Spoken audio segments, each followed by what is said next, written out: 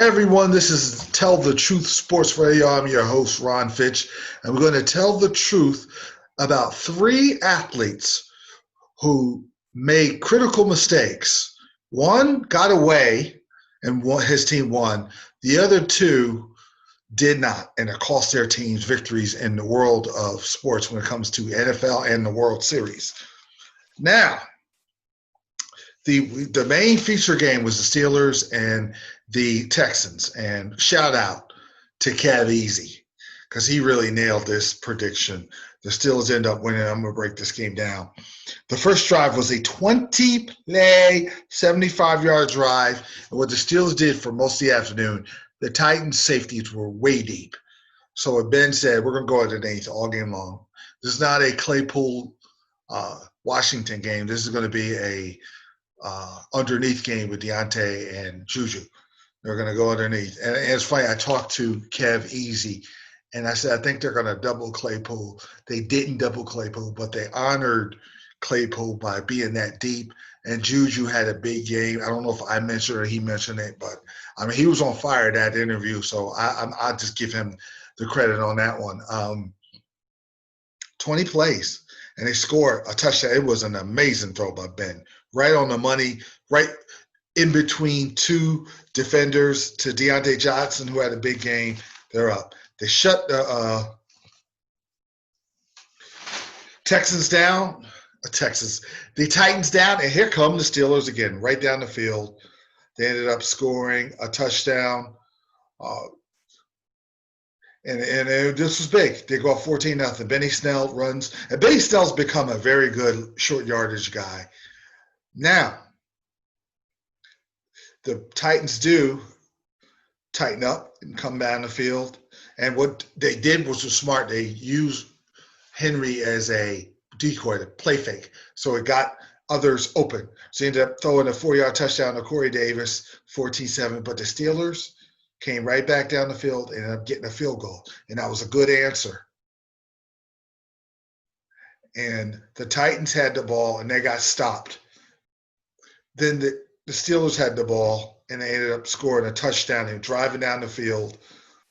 And Ben Roethlisberger throws the ball to Deontay Johnson, who makes a Antonio Brown-ish type of move on the defender, runs in 5 more yards for a 9-yard touchdown. He reminds me of Antonio Brown with he's a shorter, nice route runner, really quick burst, very quick off of his initial play. Once the play starts, he's very quick as far as getting open. He's got quick feet like Antonio, AB had. Tennessee's driving downfield, they get stopped. Now, the Steelers get the ball, and they have an opportunity at the Tennessee 37. This is mistake number 1. Instead of getting 4 or 5 yards to go up 27-7 at the half, they go deep and Ben gets picked with 14 seconds left. You could have went underneath, got closer. Boswell kicks a kick. It's 27-7. I'm going to explain to you why. The Steelers came back and kicked another field goal to start the third quarter. If you take that kick to end the half, it's 30-7.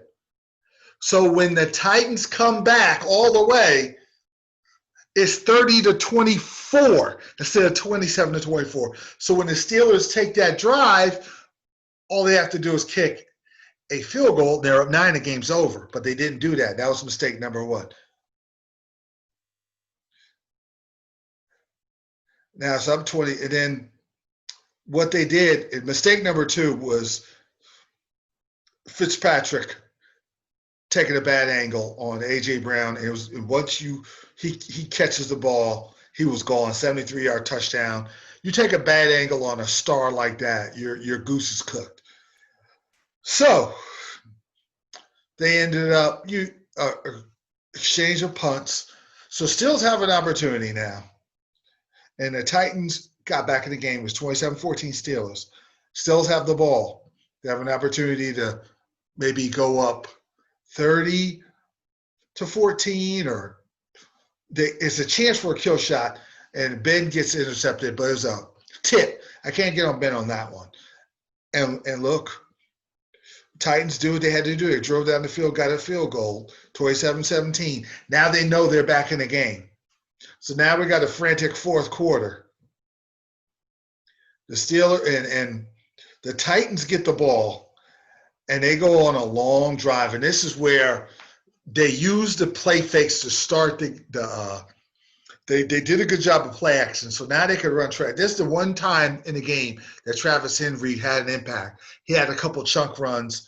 They get to the end zone, another mistake. Fitzpatrick commits a fourth down penalty, holding penalties. So now you give life back to the Titans. And on the previous play, the Titans drove down the field, and Spillane laid a lick on Travis Henry straight up. And then Watt helped on the play. And the Steelers would have stopped them, I believe, that's game. But they let him back. Now they're down 3. Oh, brother. And if you're a Titans fan, you're excited. Now you're down 3, you get a stop, and you probably feel like you're gonna win the game. But credit to Pittsburgh. They drove down the field from the 11-yard, their own 11, from their own 9, and went all the way down the field to the Tennessee 9. They get a pass interference penalty. Now I said they're 19. And boy, Ben, this is the biggest mistake that could have cost the Steelers the game. Ben throws the ball down the field in triple coverage to Juju, and Amari Hooker ends up getting the ricochet. Juju was trying to catch the ball in triple coverage, couldn't grab it, and it was an interception in the end zone. So Tennessee has the ball with 2:40 left in a timeout and down 3. Oh, man. As a Steelers fan, I'm like, oh, my gosh. But what Ben – I watched this play. What Ben could have done is went underneath to Deontay Johnson, who possibly could have outran he was open underneath 3 yards, and you needed another 12 yards to get to the first down. With Deontay's ability and his moves, he could have got it. That's game. Then the Steelers take off more time off the clock, and then they'll run it in, and then that's game. But Ben got too reckless, and it could have and probably should have cost him. Tennessee's driving down the field, and they're set up, but Tannehill commits a bad intentional grounding penalty at the Pittsburgh 25. They have to take a 45-yard field goal. Gustowski, who's nailing field goals from 50 on out, not as good this year inside, and he misses a 45-yard kick, and the Titans end up losing. And the Steelers win their first real tough road game because they played the Giants. And that's not really a road game because there was no fans there. There were fans there, and the Titans, they're the real deal. They showed that by the way they came back. You know, the other game, Tampa Bay ended up beating on the Raiders. The Raiders had an opportunity. They were down 28-24. 3rd and 13, and they allow a short screen pass to Ronald Jones, who should have got stopped before the first down, 3rd and 13. He's able to catch it, run, get the first down. The Raiders were set up to stop him. They did not, and then Brady ended up scoring, and Tampa they tacked on with a couple of dumb mistakes by Carr. They ended up winning 49-24, and they beat up on the Raiders. The best game of the day was Seattle and Arizona. Back and forth action. My gosh. It was 13-7 Seattle. Arizona's driving. Hopkins fumbles. Now Seattle has an opportunity to drive in the end zone. This, I thought, would have been the play of the game. It kind of wasn't the play of the game. Russell Wilson lobs the ball up for Lockett, and Budda Baker, he never saw Budda Baker. Budda Baker jumps in, intercepts. He's on his way for a pick 6, but DJ Metcalf comes in there, stops him, runs him down after a 90-yard run, runs him down at the 5-yard line. Great hustle. And DJ Metcalf was the guy that didn't hustle on the touchdown pass in the Dallas game, and he said that'll never happen again, and he proved it, and that was great hustle. And Seattle ended up stopping Arizona. Arizona stupidly went for it and didn't. Arizona got away with a couple of moves that they could have cost them the game, but that was one of them. And then Seattle ends up scoring on a 6-play 97-yard drive, 20-7. Cardinals come back, get it to 20-14. That was big. Then Russell Wilson throws a dime to Lockett, 27-14, end of half. But then it's back and forth, and then Russell Wilson throws a pick, and then Kyler Murray throws a pick, and then Seattle takes advantage of that. They end up scoring 34-24. Arizona comes right back, and there was an opportunity to kick the field goal to cut it to 34-27, but Seattle commits a bad 15-yard penalty, unsportsmanlike conduct penalty. So they take the points off the board, and they end up scoring, which is big. So now you got timeouts. If you stop the Seattle, you get the ball with no timeouts, but you have Kyler Murray, and they stop him, and Kyler Murray took him right down the field. One big play. They're driving with no timeouts. They make a pass play inside Seattle territory. Fitzgerald, super smart, grabs the ball, runs it to the line of scrimmage, which saves time. They're able to spike, and Gonzalez kicks the game-tying field goal. All right, they got momentum. Seattle has the ball, and their offensive line implodes. Arizona stops them. Russell Wilson gets sacked, and it's 4th down, and Arizona's driving. I said they got him. But it was a delay of game penalty that was going to happen before the game when they kick. Their coach stops, has to call a timeout. Gonzalez follows through, kicks it, makes a kick. Okay, timeout, so you got to try again. He misses. I'm thinking Seattle's going to win. Here comes Russell Wilson doing what he's supposed to do. And they get a TD from Metcalf off of a screen pass. It was called back on the penalty by Moore, their tight end. He's holding. He really didn't have to hold. He could have just put a decent block on because Lockett tore Patrick Peterson up with a great block. He just had to make a decent block, and that could have been a touchdown. Points off the board. And then Russell Wilson, who had 2 bad interceptions, threw his last bad interception.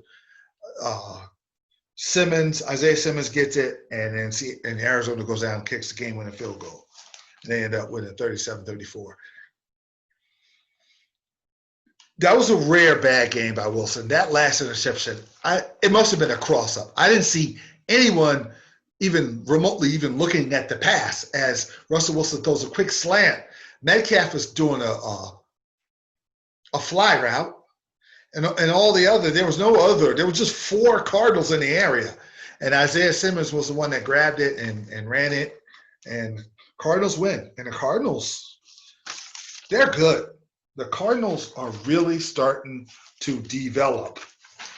Now, time for Professor Ron to give out his grades. You got the A team. Kansas City destroyed Denver. Pittsburgh was able to get past Tennessee in a close game. I'm keeping Tennessee in A team because of the comeback. No one is A+. No one has. There's little flaws in every team. Tampa is really coming on. Now, with Antonio Brown, you give him a couple weeks in the mix. If he's still Antonio Brown, that's a problem. They're a Super Bowl contender. The B team is Seattle. I'm dropping them. They're demoted. Green Bay, Arizona, and the Chicago, LA winner. And the B- team is the Chicago, LA loser. Buffalo Bills, and I'm going to sneak San Francisco in there, but San Francisco is like the Raiders. They're on a short leash. If they lose, they're back out. The Raiders got beat up, they're back out. So there you have it as far as the NFL landscape. I think in the AFC, you got Kansas City, Tennessee, Baltimore, Pittsburgh are your contenders. And you got teams that are under there that are trying to get better as the season goes on. In the NFC, New Orleans is my B team too. New Orleans and Tampa are going to play. That's going to be for the division. New Orleans and Tampa can play for the NFC Championship game. Seattle doesn't have enough of a pass rush. I don't like their defense. Adams has to come back healthy. I'm going to watch the Rams tonight to see where I'm going to place them, but I got New Orleans and Tampa, my teams. It's going to see how Tampa can see if they can make a big run here with all this offensive talent you gave Brady. Now, the World Series, Game 5. I got to go back to Game 4, where the Dodgers were up 7-6. They made this great comeback. Everyone's hitting there's homers being hit by both teams, singles, clutch plays. The Dodgers go up 7-6. And this is huge because you got Kenley Jansen. I'm saying, you know what? I don't like Kenley Jansen in this situation with a run lead. 2 or 3 run lead? Yeah. Killmeyer singles. Randy Arozarena. You got to walk him because he's going to – I say if he pitches to him, he's going to take him deep. You had to walk him. And Brett Phillips, little-known Brett Phillips, gets a single. Fielding error an error by Mookie Betts, and Chris Taylor grabs the ball and throws a fielding error. And now 2-run score, and the Rays come back and win, and that would be seemingly a devastating loss to the Dodgers. I was thinking the Rays have all the momentum they gave, and their model is to get Game 5 and not see Walker Buehler in Game 7. Even though they had big game Morton, even though Morton didn't look that big in Game 3. Put the pressure on the Dodgers, let them start thinking about all the failures. But what the Dodgers did, which was huge, is jump out to a quick 1-0 lead. Betts gets a double. Seager gets an RBI single. And Seager could be the MVP. Steals second, takes third on a wild pitch, and then scores on a Bellinger single. So now they're up 2-0. Then they go up 3-0 on postseason Jock Peterson. There's postseason Rondo and there's postseason Jock Peterson. And the city of LA loves both of them. He hits a home run. They're 3-0. So Arozarena gets a single and they come back because Kershaw was good. Kershaw was solid, but there was traffic every inning that Kershaw pitched in. You know, he had 6 strikeouts, but he gave up 5 hits, and it was 3-2. And this is the inning of all innings that could have really wrecked things. This is the bottom of the 4th where the Rays are going to be kicking themselves. Margot walks. Hunter Renfroe walks. They still second in a fielding error. Joey Wendell pops up. Willie Ames, who has done nothing, strikes out. So there's 2 outs. They walk Hunter Renfroe. The bases are loaded. Now, with Kevin Killmeyer up, take your chances with Kevin Killmeyer to see if he could bring in 2 runs, get a single, and you're up, and the Dodgers are in trouble because mentally that would wear on them. They would be thinking about what happened before. But the dumbest play, and I don't care about what any of the pundits say, this is a stupid play. Manuel Margot, who's having a good series hitting-wise, tried to steal home on Kershaw, got thrown out, the inning's over, and I'm thinking, well, that could hurt the momentum temporarily for Tampa. It messed Tampa up. It really psychologically drained Tampa, where normally they would make a good comeback. Their relievers shut the Dodgers down after. In the following inning, after this faux pas by Margot, Max Muncy hits a dagger home run. And when the Dodgers have hit home runs in this series, they were moonshots. Peterson, the opposite field, Muncy upper deck in this big Texas stadium. I mean, they're hitting shots.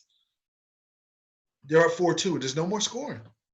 Because the bullpen of the Rays, Castillo and the rest of the pitchers shut down the Dodgers.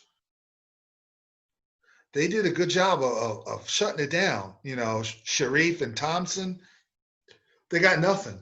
The problem was the Rays could not score. I think the momentum was taken away. May was good. Gonzalez was good. He was bad before. But Blake Thierry Blake Trainin. And let me pronounce it correct because he's a hero for Dodgerland. I apologize to all the Dodger fans for mispronouncing his name. Blake Treinen gets 2 strikeouts. He only allows a hit, gets the last outs. The last 9 outs after Kershaw was critical after not being able to use Jansen and a lot of relievers they used in the previous game. The Dodgers got those 9 outs. That is the biggest psychological win for the Dodgers. They needed that. Tampa could come back and fight back. It's going to be hard for Tampa to win. Tampa could, of course. Tampa is relentless. That's something I'm learning in this series. They are. It doesn't matter. They could be down 10-0. They're coming back. They are. So the Dodgers do win this series. They're going to earn this series. But what I'm learning is Dodgers have a lot of heart. The heart of a champion. They showed Mookie Betts set the tone with that single when they could have held their heads down. They just said, no, we don't care if we blow a 10-run lead. We're going to come back the next day and win. We are so hell-bent on getting this title after not winning in 32 years. Game 6, they're going to be desperate. I know Blake Snell's pitching, but the Dodgers are going to be so desperate and relentless to try to get this one more win that has eluded this franchise for 32 years. They're going to be on a mission. And Kershaw is one of the few pitchers that won 2 games in the World Series. And I believe he's a postseason strikeout leader. And Kershaw, and this is why I'm hoping they do win. I want to see Kershaw win the championship. He's been good and he's been bad in the postseason. Everybody's saying bad he's had some really good postseason starts and relief appearances when he closed out the Washington Nationals. People forget about that. And these 2 wins, and if they win, that puts to bed. He's the best pitcher of this particular generation, hands down, because now he can't throw the postseason in his face because he had 2 money performances. And he didn't have his best stuff like the other game, but he gutted out those innings, those 5 innings, and did his job and kept his team in the game. But that steal of home by Margot let him off the hook. And if the Tampa Bay Rays lose, that's the play I think about that cost Tampa. Now, college football, there wasn't a lot going on. Unfortunately, Jalen Waddle got hurt for Alabama. He's out for the season, but Alabama's a plug-and-play team, so they destroyed Tennessee with their backups. Ohio State, Clemson, they did what they did. One thing I did notice that could be interesting for everyone who loves college football. Notre Dame looked really good. And Ian Book is a senior, is really playing well. Notre Dame and Clemson. Clemson at Notre Dame at the end of the year. Keep your eyes on that game. I'm very fascinated. Now, of course, I'm picking Clemson though to win that game, but Clemson will have at least if Notre Dame runs the table and you got number 3 Notre Dame on your resume, because the ACC stinks. Let's keep it real. It's Tell the Truth Radio. The ACC stinks. Clemson's not really. They destroyed Miami. I didn't think much on Miami. Miami was a paper tiger. November 7th, after this Halloween, after Clemson mops up the field with Boston College, they got to go to Notre Dame. The game at Virginia Tech is not much of a game. I know that's going to be a blowout. If they get past Notre Dame, they can start making plans for the playoffs. And they should, but at least, that's a big game for both teams. If Notre Dame ever wants to become the real Notre Dame, like the Lou Holtz Notre Dame and years gone by, they have to beat Clemson. That's not going to happen, not with Trevor Lawrence. I can see it being close for 3 quarters. I think Notre Dame could make it close. I'm definitely going to break that down in 2 weeks. That's going to be fun. Saturday, I'm going to reach out to Big Ten Gary to see if he can come on, and we'll talk a little Big Ten football. Then I'll break down I love the SEC. A&M and Arkansas is a good game next week. Arkansas is on the rise. A&M has some big wins. So whoever wins that is in a good position